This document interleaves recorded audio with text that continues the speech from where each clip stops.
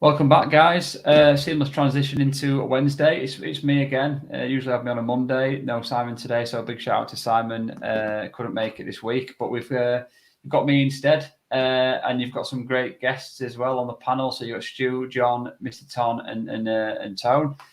So yeah, we've got a big game tomorrow. Omonia shouldn't be as big as it probably has been or is for us in the Europa League. We should have had it kind of wrapped up by this stage. Obviously, Sociedad put a little bit of a spanner in the works in the initial opening game, but we've got, fair play. We've got Omonia again. It should be another easy game. We're at home, so it should be a nice one to watch, and hopefully a few goals in it. We'll talk a little bit tonight a little bit about Ten Hag's press conference in terms of how he's going to approach the game, the players in and out. Obviously, Lindelof was with him in the press conference as well, so that's a big telltale sign in terms of where he's going to go with his back line.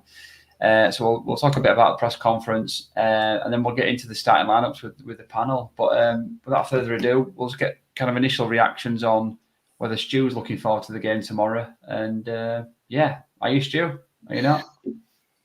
Not really. I should be going, really, but I can't really be bothered. I'm going. I'm actually going, yeah. I thought I was going last week. Not mine. First match of the season. I can't be bothered to travel, if I'm being honest, to watch Omonia. I wasn't impressed with them last week. I wasn't really impressed with us last week. I thought we were okay. We were average at best. I thought Ronaldo was probably one of our better players in terms of his work rate, in terms of his desire. But I think let's get the win. It should be a relatively straightforward night at Old Trafford, let's be honest. And we need to put ourselves in a position when we go to Sociedad, we're not too far out of touch, depending on what they do between now and the final game. Because obviously if we finish second, then we've got the lottery of whoever it may be that comes down from the Champions League, see if we qualify for the knockout stages. So I think it's going to be one of those games where I think it's going to be a struggle for the crowd to get up to kind of real speed with it. It depends what type of team that he picks. He's going to have to go relatively strong, I think, because we do need the result if we've got any aspirations of going for far in the competition. But he's got to have an eye on Sunday, hasn't he, with Newcastle, because that will be a very, very tricky task for us as well. So I just think it's one of those nothing games that's got a little bit riding on it. So yeah, a bit of a strange one, Reece, to be honest, mate. But I can't get excited about it. No, not at all. Yeah, it's a tough one. I think like most, I think that I suppose Ten Hag's no different really. I suppose he probably wanted to be in a position where he was hoping that the league was kind of wrapped up by that stage. Maybe we needed a point or something like that. Yeah, but obviously there's still a lot to play for it, isn't there? If we get second place, I think he was sort of saying today, he played it down. I think in the press conference, sort of was asked, if we get second place, is that going to be an issue with everything coming up? And obviously, I suppose the saving grace is that World Cup's coming up, so like the players can either not be playing or go away to that competition, but. Would that be an issue? And he said, no, that's not an issue at all. If we get second and we have to play a couple more games, that is what it is. I think his exact comment was, that's the way, which was quite similar to Mandalorian, which I thought was funny. I thought that was quite similar to that. I thought Ten Hag, Mandalorian. but yeah, I don't buy that for an instant. I think we've got to go out and win. John, what's your kind of views on it? We've got to go strong, haven't we, I think? Yeah, I do. I think he will go relatively strong. I still think he'll make maybe a couple of changes. Now, obviously, we got Newcastle on Sunday, but overall, we got 4 games in 9 days, haven't we, or something like that. Yeah. So you would expect. I do expect players like Ronaldo, Anthony, Casemiro, players like that. He'll probably start them, and then hopefully if we're maybe, 3-0, 4-0 up on the hour, then he'll probably look to take them off. But we've got no room for manoeuvre, so we've got no space. We have to win every game and hopefully get the goal difference up, so that when we go to that final game, Sociedad, hopefully 1 goal will be enough to top the group, and you only need to look at Champions League results tonight. Not only do we have to play an extra round if we finish second, but potentially looking at some of the teams you could play. You could be playing Juventus, Barcelona, or Ajax, a team like that. It's not really what you want. That's why I think it's important you go strong, you win well. This game and obviously the Sheriff game in a couple of weeks, it's the opportunity to get a few goals and get that goal difference up, and hopefully then we'll go to Sociedad and nick a win and hopefully top the group. But yeah, we need to go strong. Yeah, I think it's a great opportunity for us to get a bit of confidence as well. Tell him what do you think? Do you agree with John there in terms of going strong into this game and treating it like any other sort of European game? Yes and no. I mean, we've got to look at it from a grand perspective. We've got 4 games in 9 days. I understand that he probably will go strong, but if it was me, I'd be looking at getting a few players minutes. I think our second team should be beating Omonia, and if they don't, they're not really worthy of being part of the United squad anyway. That's not to say that Omonia aren't an all right team, that we should be beating them any day of the week. It's just I think there's a few players at the moment who really need the minutes, and I think this game on tomorrow would be a perfect opportunity to give them these minutes. But no, definitely, the dilemma. Yeah, definitely. I think he sort of mentioned that in the press conference as well a little bit, saying that he does have cover. And maybe that's something he will do tomorrow. But I think, to be quite honest, this is something, there's a lot riding on this for us to get out of this group. I think it'd be quite embarrassing for him to potentially not get a 3-point result out of tomorrow. But yeah, definitely I could see him maybe sort of switching a couple of positions around. Mr. Tom, what's kind of your views on it? Are you expecting a fairly similar sort of team, consistent team, or is it going to be like Tony said there's going to be a bit of a mixed bag? I think what he said today in a press conference was telling. He wants to top the group. And I also think he learned a lesson, was it the Real Sociedad game, when he changed a lot of players and we didn't look good at all in that game. And since then, in the Europa League, he's seemingly sort of played a strong 11, to be fair. Only changed 1 or 2 players now. And that's what he should have done that game. But I think he's realised that and he just wants to top the group. Probably he might make 1 or 2 players. I'm with Stu. Last week wasn't convincing for me. We had a little spell first half. We actually played better first half than we did in the second half. But yeah, wasn't impressed. But hopefully we should be beating this team. And if we build on the first half in Everton, then there's progress. But then the first half in Everton where we had a good spell, Martial was a part of that, and coming deep and being sort of like a false 9/10, linking play, interchanging, helping us keep possession. So we don't know what United is going to turn up tomorrow, man. Because like that first half last week, like I said, we played better, but there was a lot of opportunities for them. If they had a better quality or a bit more conviction, they could have won that game. I'll be honest with you, they actually could have won that game. Do you feel a little bit in that Everton game, and especially in that first half, though, that Everton allowed us to play that way, and so they allowed us to have the ball? There wasn't much risk there, and this has been my kind of worry, that we haven't really shown enough creativity in those chances when teams need to low block against us. We don't seem to be able to have that key to unlock that particular door. That's been my concern, Mr. Tom, on that. Yes or no. The games that I watched of Everton, there was a bit more physical in midfield, and even Lampard said that after the game, is that we wasn't as physical as we normally are. So that's the part I would say yes or no. They did come back into the game second half, but I just felt like I mentioned on the weekend, is that when we attacked though, we wasn't attacking with conviction. I would say Everton attacked with a bit more conviction than us, and I think that's what we need to work on. That's the next building block for us. You can see the patterns, recycling of the ball is there, but it's just the attacking with convictions now is the next phase for me, that I want to see us create numerous chances that top teams are supposed to do. And that's been a problem United have had for years. And I've said it before, years. We don't create clear-cut opportunities like other teams do on a high clip. Yeah, that's kind of been my exact point, my kind of fear, really, that teams are quite happy to sit in against us. Just happy to sit in there waiting for that opportunity. And it's kind of not really a fear of teams kind of, sort of soaking up that pressure. If it's a Man City sort of taking that game to you where you're kind of on the back foot and you're sat in front of your box with, almost like 10 men behind the ball, it's a goal can come at any sort of time. But I'm just worried that United don't have that creativity in those. The problem you got, Reece, is we have a real inability to bring teams out of the shell. We can't seem to do that. So we allow teams, as much as you allow a team to sit back, they'll sit back all game and just hit you on the counter attack, because their turnover was quite good. If you remember, against us, their turnover was really, really good. And Everton's turnover was quick. Mr. Tom's right. They rushed us really, really quickly. So teams don't allow us to suffocate them. They don't allow us to strangle them. They do it themselves, but they always find that gap in between our midfield and our defence that enables them to get at us quickly.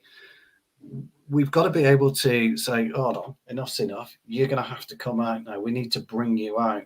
We've got to find a way of bringing you out. And sometimes the width will do that, and sometimes little triangles in the middle will do that. But you've got to get these teams to step out. And if you don't step out, then you've got to bulldoze them. You've got to absolutely hit them with everything you've got, and you've got to bulldoze teams. I've seen it before. I've played in 100 games, hundreds of games that they do it. And when teams sit deep, you've got to be strong with them, and you've got to be aggressive. And we don't. He was on record last week or the week before saying he wants to see some aggression from us, some controlled aggression, but some aggression. And we still didn't play with any real aggression with Everton. Everton were the aggressors. Okay. Now, we got away with a win. We could have easily drawn that match. And we could have lost to Omonia. So as much as you can't take it for granted Thursday, as much as you've got to play a relatively strong team, and don't forget his options are limited. He can't change the back four. Who's he got? Mengi. Well, you're not going to play Mengi. Yeah, no, probably not. But... So he's got no one to play. He may play Malacia over Shaw. I don't know. But that's one option. But your option in midfield, if you take out Eriksen and you take out Casemiro, you've got to stick McFred in there. Do you really want to do that? No, you don't. I think he's going to do that. Yeah, potentially. This is a creativity issue. I mean, I'll just come to you on that, Stu. He was asked there. McFred in. Where's your creativity? You've just wiped that straight out the window. So he was just asked there on that, Stu. Just I'll come to you on that one in terms of Eriksen, and obviously, it's been identified. I think now that there is a bit of a kind of playing time, not issue so much. Maybe on the flip side, that he's maybe playing a little bit too much, considering kind of where the guy was sort of 18 months ago. Do you feel as if Ten Hag is probably putting a lot of eggs in that basket because he hasn't really got another player like Eriksen within the squad? Well, I've said it before and I'll say it again. You're polar opposites, Eriksen and Fernandes, Bruno. They are polar opposites. They want to do the same thing. They want to occupy the same space, and it's a massive problem for us. So you've got to do one or the other. You've got to either play Bruno, drop Eriksen, or you've got to play Eriksen, drop Bruno, period. It's as simple as that. You can't have two players that just, almost go together like magnets. It doesn't work. And the problem with Bruno is he's a lazy player. We know all this. He won't get back. He won't sit in that 20 yards worth of space where Casemiro's got it deep or the centre halves got it deep. He's not showing for the ball like he used to. He's not the same type of tenacity. He hasn't got the same tenacity like he used to. And he's getting in the way of Ronaldo, or he's getting in the way of Martial, he's getting in the way of Rashford and Sancho and things of that nature. So we got major issues with balance in our side. We've spoken about this for a long, long time, and you've got to be brave. You've got to be ruthless, and you've got to say, "Sorry, mate, it ain't working." What do you think? What do you think to that, John? Then, in terms of, do you think that's an opportunity then that potentially that we will see? Maybe Bruno get dropped in this game and see maybe a Fred and Casemiro. I do personally think he will drop one of Bruno or Eriksen. I do think he'll probably play Casemiro, and it's also worth mentioning McTominay is suspended for Sunday as well. So I would suspect logic will suggest he probably will start in this game, I would assume. But yeah, I do agree with the points made, and I was interested. I always listening to Talk Devils podcast with Andy Mitten or Whitwell the other day, and I think Andy Mitten was saying he spoke to someone who analyses the games and analysed it. The first game on Thursday and also the Everton game, and what they identified was that particularly in the first half against Omonia was that a lot of the players were making similar runs, and that they weren't creating the space. So, like you mentioned, Bruno runs into the same area that Ronaldo or Martial run into, and then when you think Anthony hasn't. I know he scored 3 goals in 3 games, but he hasn't had the chance to run at defenders necessarily because defenders have the low block, because our players are running too early into those positions, not leaving enough space. And I think that's where we did improve a bit in the first half against Everton, where the players will making the runs. And when you look at the goals against Omonia, like Martial's goal, Martinez pass it through, Rashford flicks on, Martial one touch, bang. You look at the equaliser against Everton, one in the midfield, Martial, Anthony off one-on-one with the left back, he's in, he scores. That's what you got. You're better at winning the ball quickly, and it is noticeable that Casemiro's in the midfield when these things occur. And I think this is why you got to be proactive and recognise that to break space, you're playing triangles, but you also got to move the ball quickly and identify where the space is and to pass it at the right moment. And I do think in time we'll get at it, but at this moment we got to do better at it. Yeah, no, I definitely agree, John. Tom, what do you sort of agree with John on that one? And do you think there'll be any sort of changes with Bruno as well? I think Bruno's a very hot and cold sort of player. Like there's things that he does, but I've always noticed the Hollywood pass with Bruno. He's always looking for the Hollywood pass. The things that are simple, he tries to choose them as a second option a lot of the time, and he always tries to go for the extravagant. I understand what everyone else is saying. He is like a magnet as such with Eriksen. But it seems this season, I know I didn't get a chance to speak in regards to obviously the fact that teams hold back on us quite a lot and they play very deep against us and they play like a very low block against us. But this season, I feel like we've been a lot more persistent and we've persevered a lot better than we have in the especially last season. Games against Everton last season, like when we conceded a goal, the heads would just drop. Against Omonia last season, we wouldn't win that game, hands down. I think there has been signs of what Ten Hag's trying to do. But there's got to be. I think he's trying to find the right balance of everything at the moment. And that team right now isn't what it's going to be the team in a season or two's time. I think he's just trying to figure out what's the most optimum team that he's got to in all competitions, really. Yeah, no, definitely. I think he's obviously, we've seen that a little bit with McTominay, haven't we, initially? And then obviously there's been a game or two, a bit of maybe a steep one for McTominay with a couple of tricky games, but then obviously Casemiro's come in off the back of them, done okay. It's been a little bit up and down. I think the weekend performance was very much sort of positive, and then equally there's just some really sort of poor points in his game as well. So it was very up and down of a performance, but I think generally you can see there's a world-class player in there once he gets kind of match fitness, but. Just in terms of kind of Martial, Mr.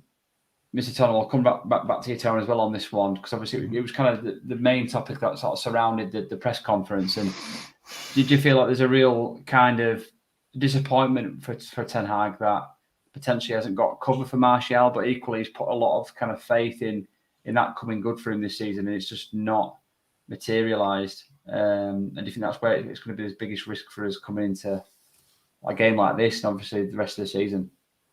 Yeah, I think he's definitely trying to, because if you notice, like with Varane, when he had his little preseason niggle, took him away from the team, sort of got him individual programs, get him to a sort of fitness. Same with Luke Shaw, he was getting little niggles, took him away from the team, get a little fitness. Doing a similar thing with Donny right now.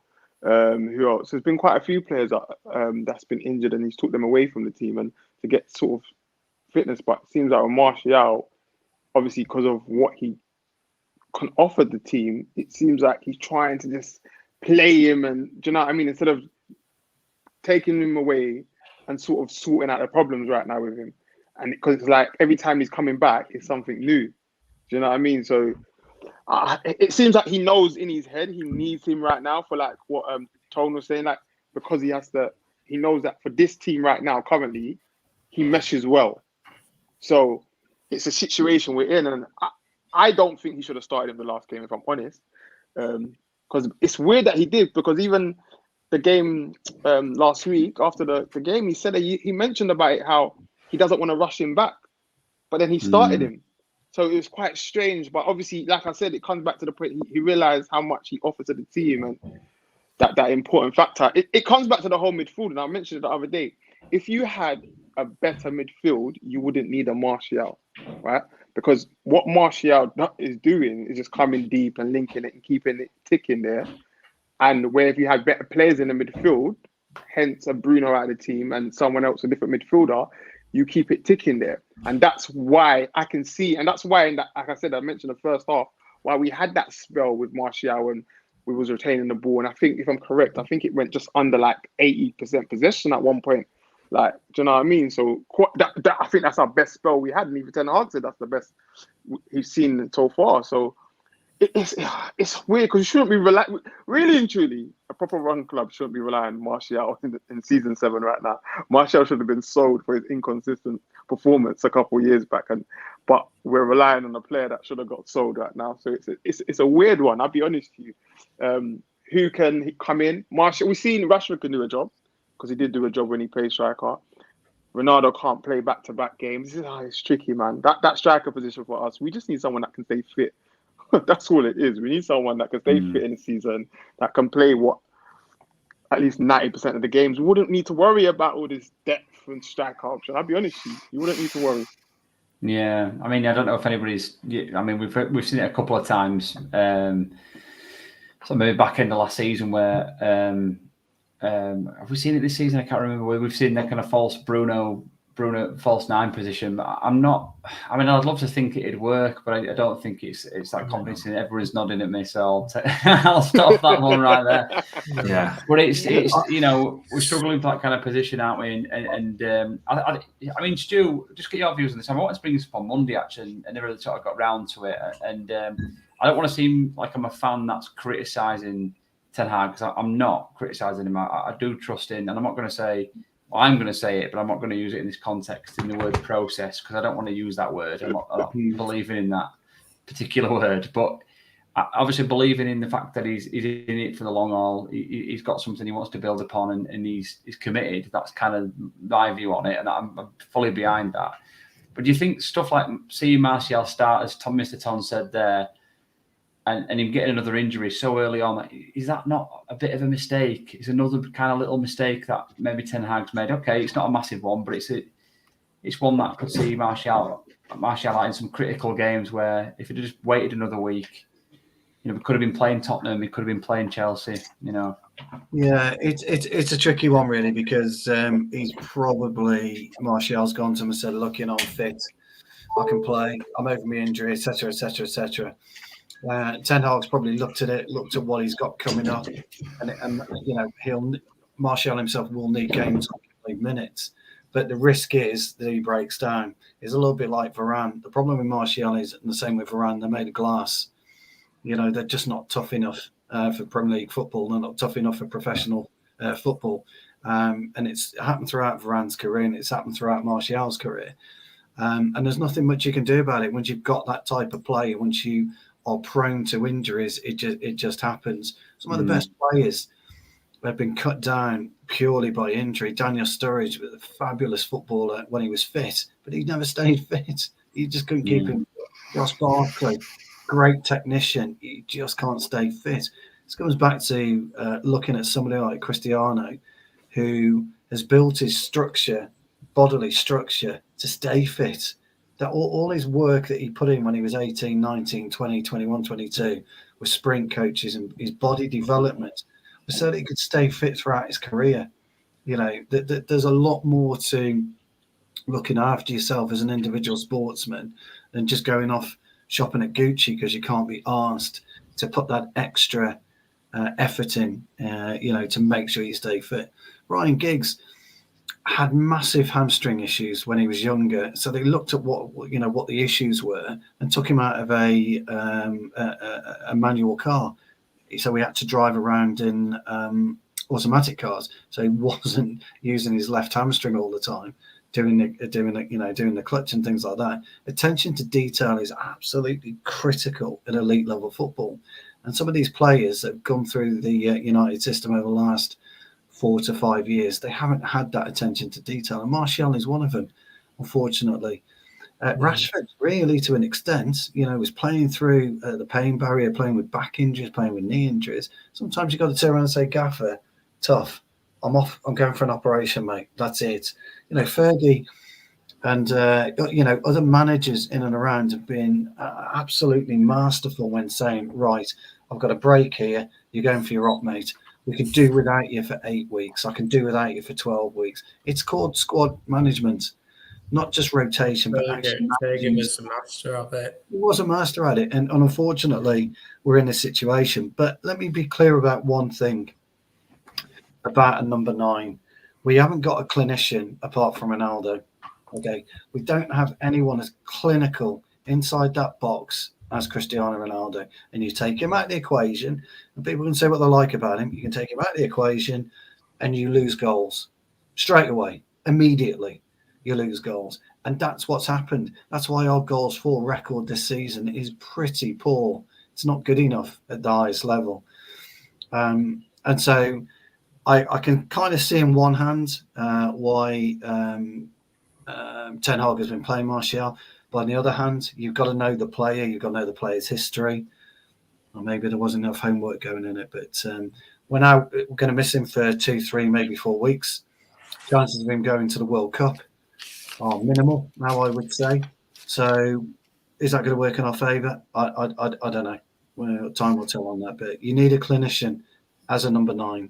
And if you don't have that clinician, I said it before, I'll say it again. 1 chance, 1 goal. That's what football's about. So that's the makeup of football. 1 chance, 1 goal. Ronaldo offers that. Nobody else does. Yeah, definitely. We'll come to Ronaldo in shortly as well, because obviously there was a bit about Ronaldo at the end of the press conference, which is not a surprise because there always is. So, yeah.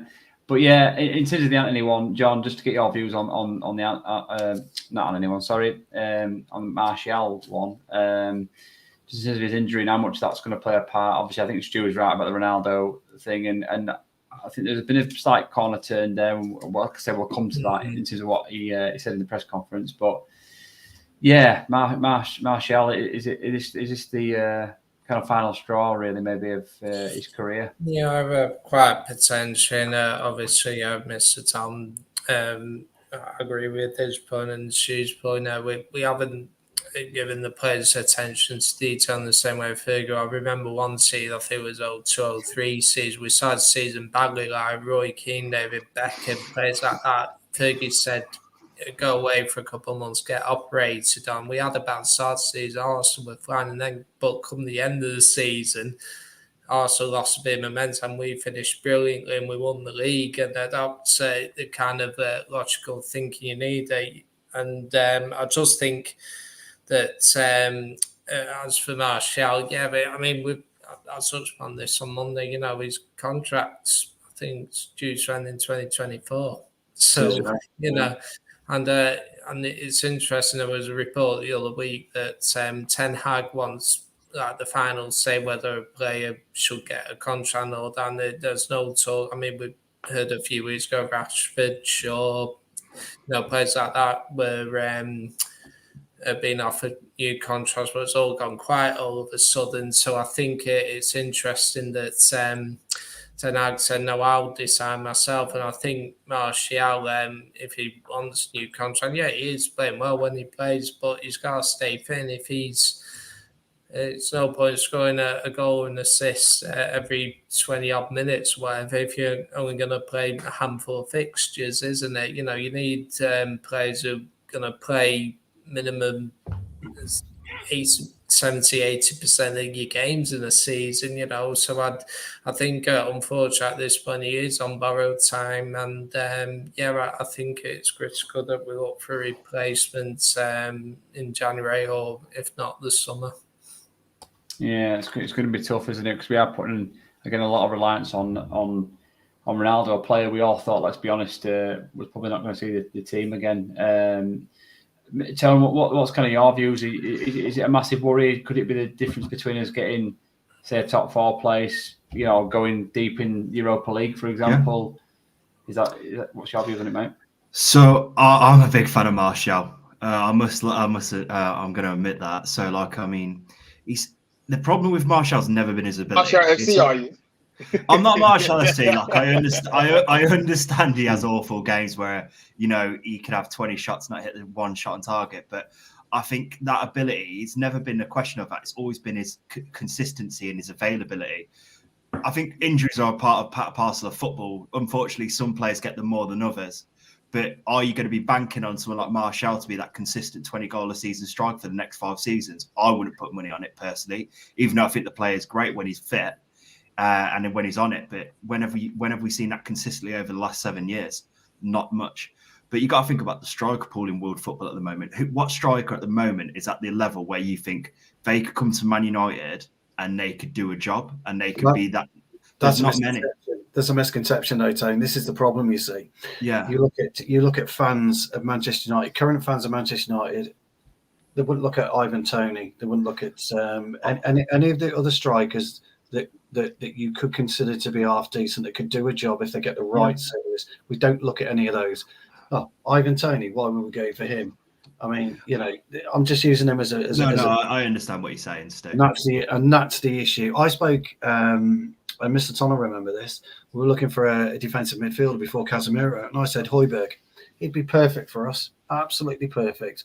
He's dominating it for Tottenham at the minute. I got absolutely lambasted. Højbjerg, he's rubbish. Blah blah blah blah blah. Watch the player. Just use your eyes and watch a footballer for once in your life, fans. And this is the problem with our fan base. So I don't think it's the question of Ivan Toney not being good enough, because I think he'd be. I was just using him as an example. I do understand that, but what I'm saying is when you buy strikers from the Premier League, you're paying a premium on those players. So like for Ivan Toney, he's a £50 million player. You're probably going to end up paying £60-70 million for him. That's just how the Premier League works. I'm talking about across Europe and across South America and those sort of things. Right now, outside the Premier League, because the Glazers aren't going to buy a Premier League striker anytime soon, because they're just not going to pay the money that the Premier League teams want. Because how many times whenever United come in for a player, they bump it up by £20 million because they know it's us. Sesko would be a good shout, but he's going to Leipzig now. I would have even picked up. I don't know. There's quite a few options out there that we've missed out on. Obviously, we kind of looked out not getting Nunes in thinking about it now, watching him play for Liverpool, but. It's interesting. Like I said, the striker pool's the thinnest it's been in a long time in regards to who's class or top class who could come to United and do a job right now. I think as well, for my part, when you look at Martial, you look at Ronaldo. Ronaldo's now and has been for at least last few years. I know he's always been an out-and-out goal scorer, really, but he's provided more to his team. If you actually look at his assist record as well, and the way that he provided other things for his team. Now he's just pure goals. Now, Martial, in terms of why it works in our team so well, is that, he might get a goal or two, but he's there to provide service to the other players, and he almost kind of brings Rashford up, he brings Anthony up, brings their games up because they're all running off each other, and that's kind of what we need. We don't necessarily need our goal scorer in that number 9 position. We just need somebody else who's going to be in that spot to bring other people into play. And at the minute we don't, other than Martial. Let's be honest, I don't think I was very convinced with Martial 2 years ago playing that number 9 position with his back to goal.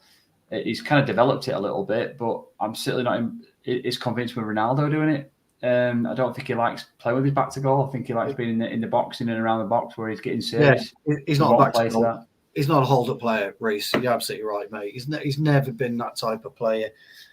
He feeds in the 12-yard area between the penalty spot and the goal line. That's where he feeds. That's where he's at his very, very best. And this is the issue with strikers at the minute. You could be okay, maybe get 10, 15 goals a season, but the real strikers, they've got this extra 10% of magic, and they just know. Cavani had it. Cavani demonstrated on more than one occasion his ability to think 2-3 seconds quicker than anyone else in that box. So when the ball comes in, his anticipation, he's like a jack in the box, he's there. Now, whether he misses it or not, it doesn't matter. It's the ability to understand the trajectory of the football, or have a communication with his fellow striker or our wing players or our fullbacks to where he wants the ball. And that's why good strikers score. I hate to say it, but that fucking moron from across the city is demonstrating that right now. Now, defenders will get hold of him. Okay, next month or two, 6 weeks, they'll get a hold of him and they'll sort him out, and he won't find it anywhere as near as easy. But we haven't had anyone with the instincts of Ruud van Nistelrooy for a long, long time. And Ronaldo just gives us that edge. And people forget that. People forget what he can offer inside the box. I've said it before, I'll say it again. Last year, away to Arsenal, Telles floats the ball in, is between two defenders. He takes it on the volley, if you remember, and just lifts it over, and out coming Ramsdale. 3 players around him. Martial couldn't do that. Rashford can't do that. Anthony can't do that. Alanga can't do that. Sancho can't do that. You've got to understand what you have sometimes. European goals. Do you know what Jose called that? Jose called that, and I remember when the times when he used to moan about Martial and Rashford. Someone that lives and breathes a goal, right? So there's those strikers, they literally live and breathe goals and sniff goals, and their life is just about goals. They don't care about all the other stuff, just about goals. And that's one thing Haaland is good at. You know what I mean? He lives in, you can see it. He sniffs out goals. He knows where to be before. Like, it's about just anticipating it where you think it might ricochet or something, just being there to get in. And that's something I say in our team we lack currently. Ronaldo did have it, but obviously his age is gone a bit on. And that's my concern. It's always been my concern about Martial. He's not that sort of striker. He plays like a false 9 to me, not like a striker. And I said, if you combine Rashford and Martial, you got a nice striker, someone that can stretch play, someone can link up. And like what Stu said, you mentioned anyone to this fan base, they're like, oh no. When we was linked to what's the guy that had the fan base didn't want him.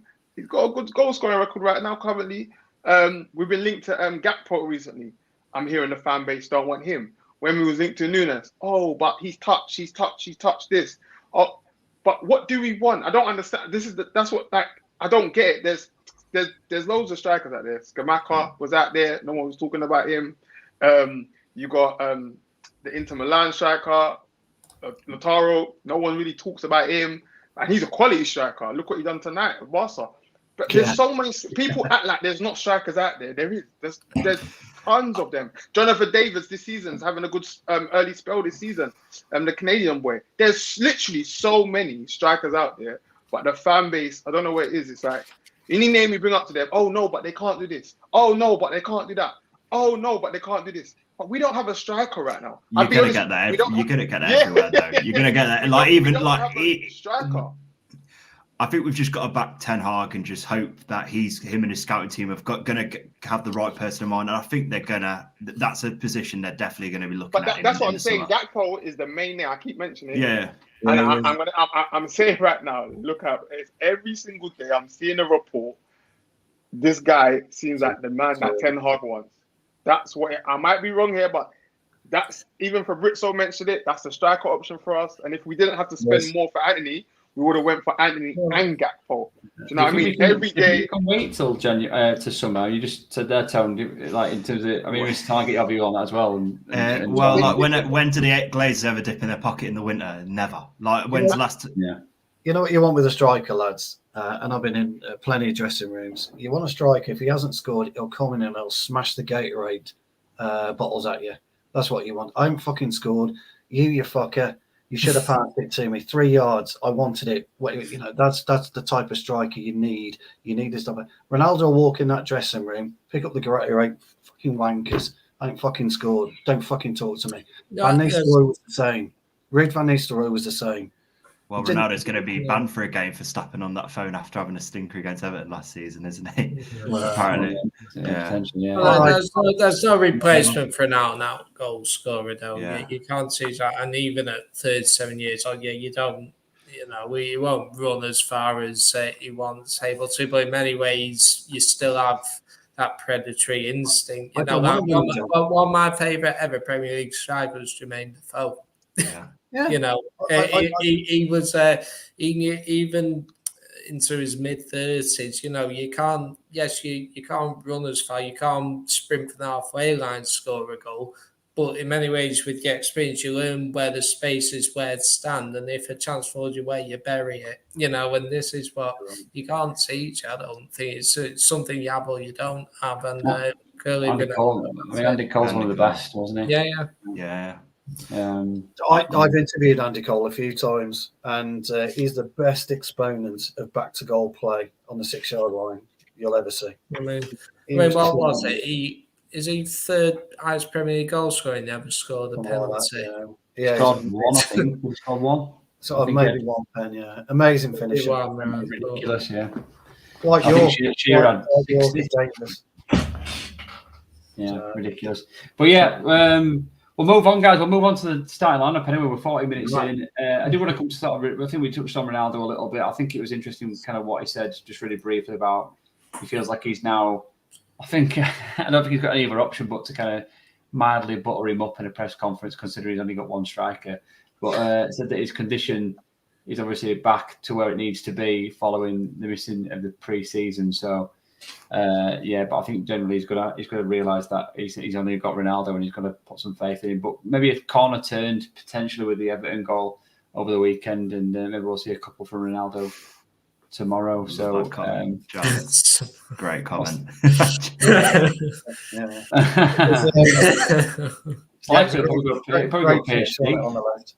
There's no comments I can see in the live chat at the minute about Mbappe, so everyone's been. No, that's good. We don't want. Yeah, everyone's been clever. You'd take his goal record though, wouldn't you? Just not the ego that comes with him. Yeah, well, the Glazers will love that, though, wouldn't they? Yeah. God, yeah. Right, yeah, we'll move on to the lineup then, guys. So, Stu, we'll come to you in terms of, I think we will include the keeper in this, but kind of the back line and the keeper for tomorrow. What's your views on who we think was going to start tomorrow then? Well, I don't know if Dubravka's fit or not. If he's injured still, it'd be De Gea, but if it's not, I'd play Dubravka. I would give him a run out, to be honest, tomorrow. He's a very, very competent keeper. Very. I'm starting to wonder if it actually exists, or they've just made the guy up. On the bench last week. Wasn't Dubravka? He was injured again. Yeah, he's injured. Yeah, I don't know if he's fit. I don't know. I didn't hear the press conference. If not, it'd be De Gea. So I'll tell you what. We'll go for what we think will be likely to. Oh, it's gonna have to be De Gea then, isn't it? De Gea, right? Okay. So De Gea, and your back line again, mate. Back line will be Dalot, Lindelof, and Martinez, because they're the only two fit centre halves we got. Although I'd give Danny Williams a run. Brandon Williams a run. Danny Williams, I don't know where. Is he injured? He's injured. Yeah, he's injured as well. Weeks, Yeah. He's not registered. Brandon Williams, he's not registered. No, he's not registered. He's not registered. No, he's injured. Yeah, I forgot about that. So it's Dalot. I would bring Malacia back. Actually, I'd rest Shaw for Newcastle. I would bring Malacia back, and I'd be saying to him, "Listen, fella, just concentrate for 90 minutes and don't do anything daft." It's a really good game to bring him back, isn't it? I think. It's kind of maybe a slight bit of massive confidence coming in on a bit of a cloud nine, wasn't he? Coming in and having some good games, but then he's had a wake up call, I think, after his. He had a punch in the face, didn't he? The Premier League and the Manchester United punch in the face. That's what he had. Everybody's had it. So that'd be my back five. No, brilliant. John, yours? I think I'll play De Gea, Dalot, Lindelof, Martinez. I personally think Luke Shaw will start. Yeah, I wouldn't disagree with that. It depends on kind of whether you want some consistency or whether you're worried about injuries. But I think because Luke Shaw had a few weeks out when Malacia was playing well, so I think something similar might happen with Luke Shaw getting the game instead of Malacia, but we'll see, won't we? Yeah. Tone, what's your thoughts? I think Dubravka will start in goal tomorrow. I think it's the perfect game to give him a few minutes. I think a second keeper needs these minutes in these games. I understand we have to play our strongest team, But you got to bear in mind for a keeper sitting on the bench these minutes of in these games, like Omonia aren't going to test us, I don't think, at Old Trafford as much as they were going to at home. And I think for Dubravka it'd be a good introduction to Man United life for him. So I'd play Dubravka, and I think Dubravka will start if he's fit. If he's not fit, it will be De Gea. The back four will be Dalot at right back because we don't have another right back at the moment. I tried to see if Wan-Bissaka was back fit. He's not fit. He's injured. Because he would have played if he was fit. Lindelof will play. I think Martinez will play, and I think Malacia will play at the back four. Well, so Malasia's in for the position at the minute, then I think. Yeah. Go on, sorry, what were you going to say, Tom? I was going to say Mengi might come on in the second half for one of them if we're winning the game quite comprehensively. I think they'll try and give him a few minutes as a centre back option. Maybe. Yeah, I'd like to see some of the youngsters. I'm not sure who else has been registered with Iqbal's bit. I think Iqbal was on the bench for the last game, wasn't he? Last European game last week. But it'd be nice to see some of the youngsters get a little chance, wouldn't it? T, what's yours, Tom? Mr. Tom? On your back line? I would go De Gea only because I feel like Dubravka, you can't, because he's been out for so long, you can't just throw him in right now. I'd get him to play some reserve football. I'll be honest with you, just build up fitness. I wouldn't risk Shaw because of, he's another one that to me, one little injury, especially in the summer. Don't forget he got the screws taken out of his knee and stuff like that. Didn't he? Yeah. Even I see even like last game I saw him limping for a brief spell, and then he carried on playing though. And his fitness, do you know what I mean? You don't want him to burn out because of his fitness. That's his main issue. But I think he's going to play Shaw and rest Dalot because he even spoke in a press conference about Malacia can play right back. Interesting. And that's why he tried Malacia at right back for the Sheriff game. So I think he might go Malacia right back, Shaw left back. Lindelof, because obviously he was in the press conference, will start. And Lissandro Martinez. Right, interesting. Yeah, he seems to like Lindelof, doesn't he? It's interesting. I think as he's got back to fitness, he seems to sort of really be working his way into his team, doesn't he? He did all right at Everton. He did a really good job. Yeah, he did. He was a bit out. He was a bit out of it against Omonia last week. I thought he gave away the second goal, but I mean, I think it was his first minute since Brentford, weren't it? Yeah, it was. Yeah, it was a long time. Yeah, no, he did all right against Everton. I was quite pleased. Yeah, I quite like him. It seems he's quite calm on the ball, isn't he? I think that's something that Ten Hag likes to see. We'll switch to midfield then, which is probably going to be the trickiest lot of the team. Stu, what do you reckon he'll go with tomorrow? Well, I would go with Casemiro. I would go with Fred, and I would go with Eriksen. I would leave Bruno out.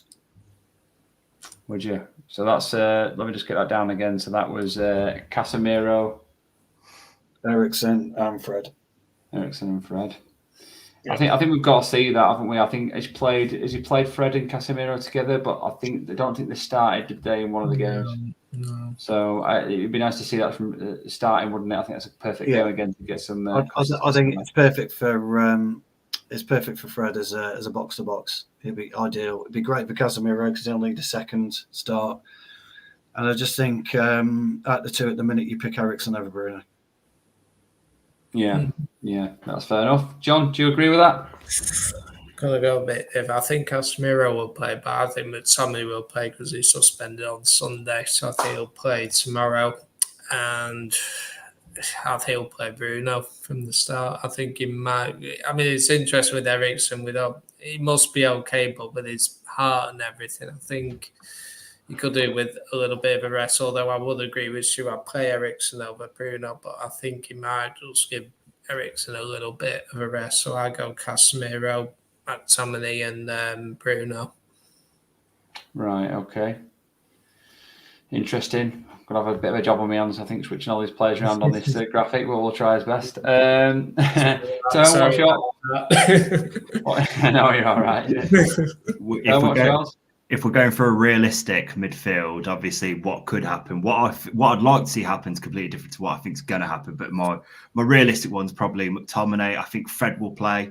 and I think probably Eriksen for the balance. I think I'd like to see Fred as a number 8 for a game, see how he does, because he plays that kind of a little bit. He plays a lot forward for France, and I think he does well in that position. But whether or not Ten Hag's willing to try it in a game where he needs to win, probably not. But yeah, I could see. I think Stu was right with his one. I think that's probably the more likely option, to be fair. But we could end up with the most boring midfield here. By the looks of it, we got two. We've got two McTominay and two Casemiro, so we could end up with Casemiro, McTominay, and Fred, which might be. Imagine Fred in the number 10 role. That'd be. Yeah, honestly, he's looked all right when he's played it before. I know it's in games where he's played there for Shakhtar a few times. Yeah, he looks good. He's a good player, Fred. Is when he calms down and concentrates on what he's doing. I'd like a minutes as well. I think he's probably got a lot of energy to burn, hasn't he? A little bit as well. So there's probably a reason for him to play. Mr. Tom, what's your views, mate? What do you think he'll go with? It just seems like I said Ten Hag's playing the best 11 right now and trying to win the group. I think he's definitely going to go with Eriksen. I think he will go with Casemiro, and I think he might give Bruno a rest and bring in Scott McTominay because he can't play on the weekend. That's just a maybe. Or he might start Bruno because he's been starting Bruno and Eriksen. It's a tricky one. No. Actually, you know what? I feel like it's going to be Bruno, Eriksen, and Casemiro to let them build some chemistry there. And then if we're winning, then he can rest them because it's 5 subs now, isn't it? That's how I see it. Possibly worth mentioning the Real Sociedad game was the only time when Eriksen started, but Bruno was on the bench, wasn't it? Yeah. So might do the same tomorrow. Yeah, it's like you say, with the subs he's got as well, it could be an option just to switch things around. So he's not sort of handcuffed, is he, too much as well? I might just take all your teams down and then just end up putting the team that I want to put down, so it makes it easier for me to do the graphic. No, I'm only kidding. Right, okay, forward line. Stu, let's go. It probably picks itself, this one, doesn't it? Ronaldo through the middle, obviously. I'm going to go Sancho. I'm going to give Alanga a run out. I'm going to rest Anthony and Rashford. Right, okay. Sancho's got a lot to prove. He's got a lot to prove, Sancho is at the minute. And I think Alanga will be quite hungry. He'll be aggressive, direct. And I think that will work in our favour. I would rest Anthony now anyway. And I'd give Rashford a rest. Brilliant. Okay. John, what do you reckon? Well, I think he'll go Ronaldo up top. I think he will play Anthony. I think he'll play Rashford. So just to note as well on the Rashford thing, because didn't Rashford pick up a bit of an injury? Yeah, he did. He's doing individual training. Never not, but I think he did train today. I think he'll bench him. That's why I went with Sancho. I think Sancho needs to come in. Yeah, but he didn't play. Did he? Did he start the game on Sunday? Yeah. What, Rashford? Rashford. Sancho. Yeah. Sancho. Sancho didn't play a minute. He didn't play a minute. Yeah. So maybe Sancho. What's his step? He's not been great, has he? No, he hasn't. To be fair, Mr. Tom, what do you reckon? Do you agree with it? Sorry, Tony, it's your shout on that, isn't it? Tones go. So my front three is actually a pretty exciting one. I think it's adventurous anyway. I'd go for Sancho, Alanga, and Garnacho. Honestly, I don't think, why risk Ronaldo in a Europa League game? Why risk Rashford in a Europa League game? Well, like at the moment, like if we don't, like I said at the start, if we don't beat Omonia with these players, that's not me being big-headed or anything like that. That's just me being brutally honest. That front three should be still able to get goals against Omonia. And Omonia haven't even got their magical keeper who turned to Manuel Neuer last week in the first half. He's injured. So, but it won't happen, obviously. I think the realistic... Yeah, it won't happen, yeah. I agree. Yeah. Unfortunately. it's too. I mean, it's obviously as fans as well. We're so adamant that every game needs to be a win, no matter what game it is. And I think, if anything, you sort of play. Obviously, you're taking a risk, aren't you, by playing a weaker opponent when you maybe don't need to do that. But I think it's an opportunity to get confidence as well, isn't it? If we do get a few goals, win the game 4-0, Ronaldo gets a couple, maybe Sancho gets one, and whoever I don't know. It sounds Ericsson picks up one or Casemiro picks up one, then straight away the team's on a high. So I think there's a lot to kind of play for in that sense as well. Mr. Tom, what do you reckon in terms of front line? And do you agree with Tone's adventurous selection or? Nah, I don't. Ten Hag wants to win the group. We can't afford to come second, especially the teams that are looking to drop down from the Champions League. I'll be honest with you. Yeah, we need to get top of that group. And I do see Sancho coming back into the fold. I don't reckon it was more of a drop in Sancho, more of a combination of Martial and Rashford were both scoring, and Sancho needed a rest because he was playing a lot of games and the intensity just was off a bit. And I feel like it was a recharge your batteries moment. Watch from the bench, and then come back into the side and obviously work your hardest. And I feel like that was the same from last year, if I'm honest. I feel like Sancho's going to come in because we're going to need him. Martial clearly can't start games right now, so Sancho's going to come in. Ronaldo or Rashford? That's the question mark right now. I definitely see Anthony playing. It seems like he wants to play Anthony all the time. It's just who he goes through the middle. Does he rest Ronaldo or does he play Rashford? To be fair, I will go with the front three that we had for I think we had in 2 games, the Rashford, Sancho, and Anthony.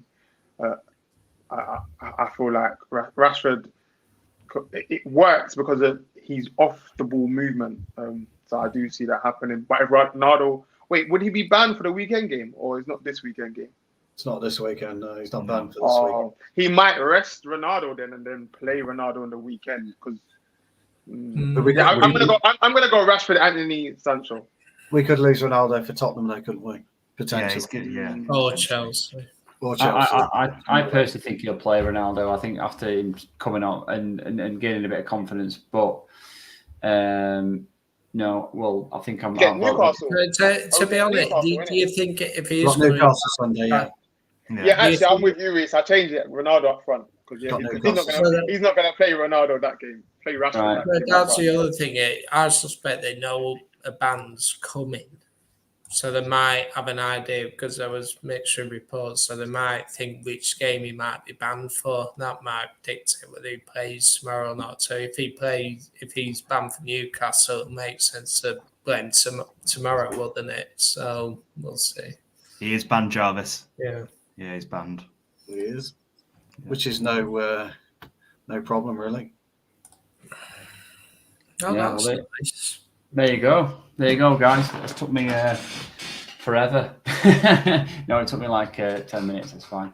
But yeah, so there we go, guys. So we've got Dubravka, Martinez, Lindelof, Dalot, Malacia, Ericsson, McTominay, Casemiro, Sancho, Anthony, and Ronaldo. I'm sure you got some of your players in there. Maybe not all of them, so I apologise if you didn't. All right. But yeah, that's a particular lineup. So yeah, there we go. So hopefully that's a winning team. It would be nice to see Dubravka, if I'm honest. That would be a really nice kind of addition. I think that's something we'd all be looking forward to see.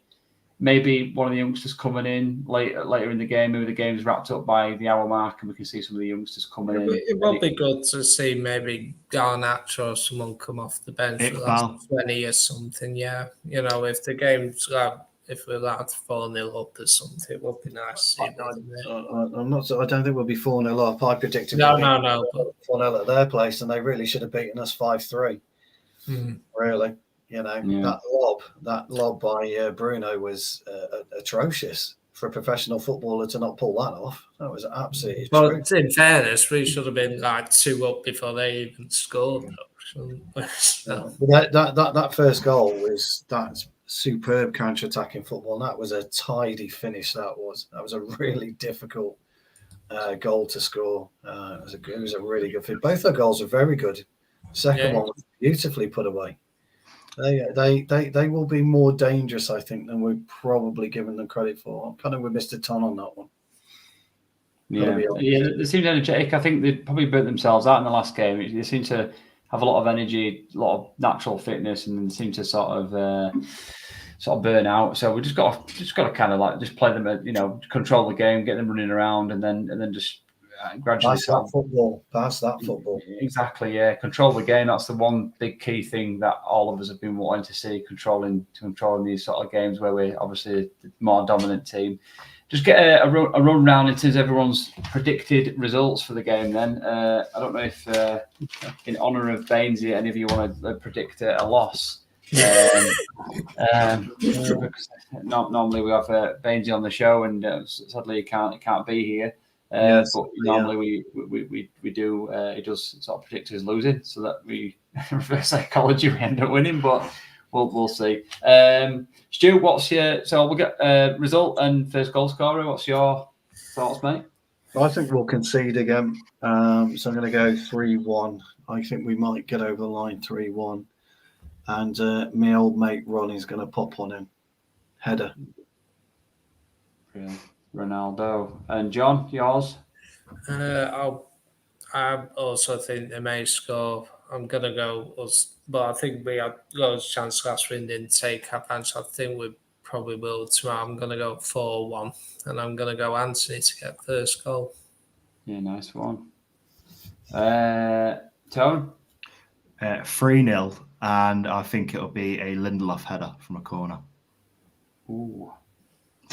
Go for adventurous on that. I'm going to say you have gone, aren't you, tonight? Adventurous, yeah. On that, you're probably like get 100 to 1, I think, on that one, wouldn't you? Oh, mate. I don't bet on you. I don't ever bet on United. I jinx it every time. Mr. Tom, final say on the result. I'm going 3-1. Ronaldo brace. You've gone the same as Stu. Ronaldo, you got to look at it though. Ronaldo, the last game, he actually had a good performance. No one really spoke about it when we played against them, and then he got a goal against Everton. So just you wait. You know what I mean?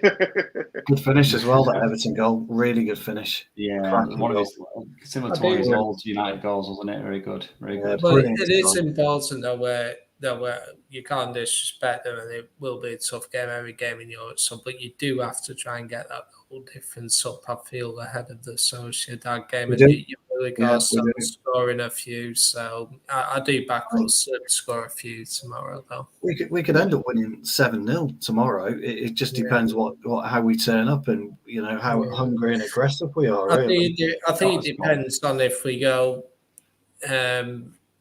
Whether we get an early goal or two, I think that will dictate things as well, possibly.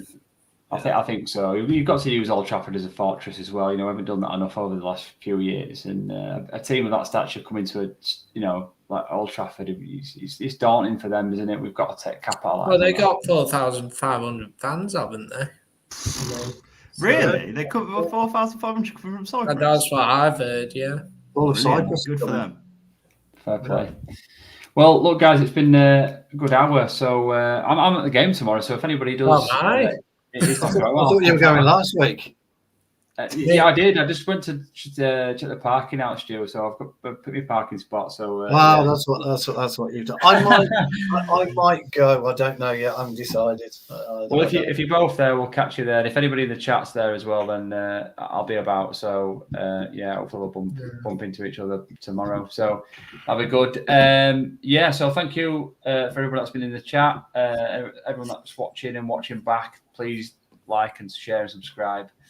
Follow the guys on Twitter as well. Everyone's always doing stuff. John and Stu and Tone and Mr. Ton always on Spaces or doing something in relation to Man United. So catch those guys on Twitter as well.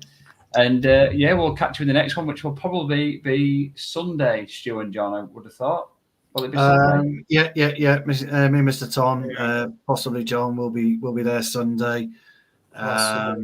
And a couple of others. I don't know if Carl's back hosting or not. I don't know. So we shall We shall see.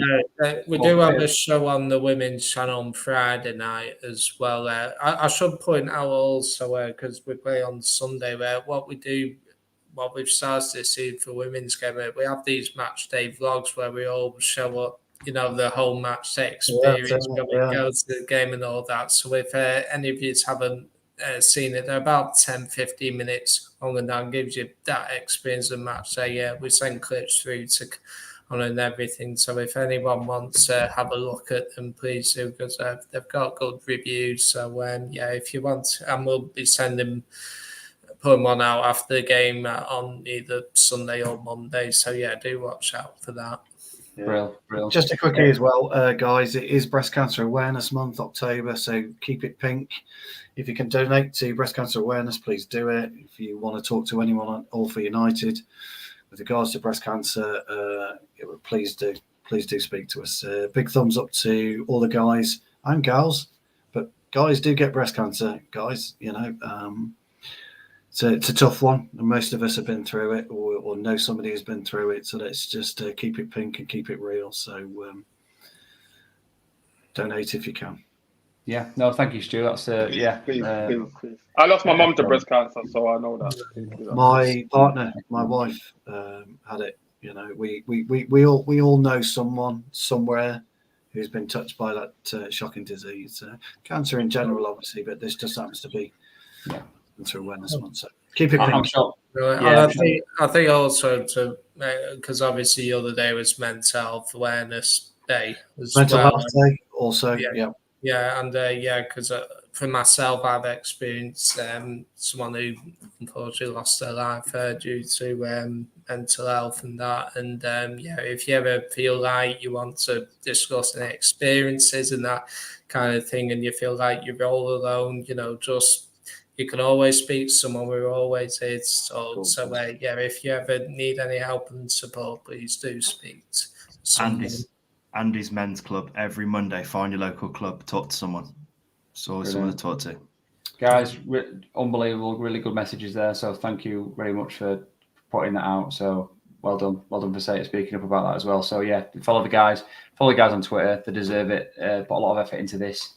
Just one thing before you go, Reese. You're a few weeks early for Movember. You just is that a stick-on one? Are you growing it just so you're ready?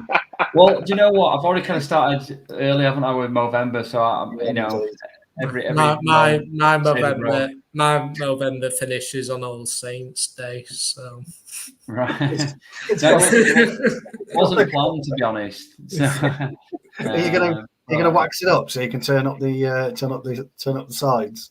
Yeah, I might wear a flat cap. Do that for November. So when we do our first show in November, you can turn up the sides and then we'll go blue. We'll put the background blue. Yeah, just so my wife hates me even more. Yeah, because she hates it. So that'll be fun. Does she? Yeah. Right, guys. It's I really appreciate it. Some good messages there, and genuine messages. So really heartfelt messages. So thank you for that, and thank you to everybody that's in the chat as well. In terms of match reaction, just seen Jarvis say that. I don't know, Jarvis, to answer your question. I know Faz is doing some spaces as well. Yes. Maybe Mr. Ton, looking at the corner of my eye, might decide he wants to do a spaces for All for United at one point and do a match reaction, so we'll see. But no pressure. I'm up for it. Yeah, let's get you involved. But we've not got anything planned. It'll probably be Sunday in terms of anything on YouTube. So that's just a match reaction for, and obviously John and you guys on the women's channel might pick it up a little bit as well. But we haven't got anything planned, so we'll have to watch his space on that one. But no doubt we'll be on spaces, so look out for us on Twitter, guys. Thank you very much. We'll catch you in the next one. See you soon.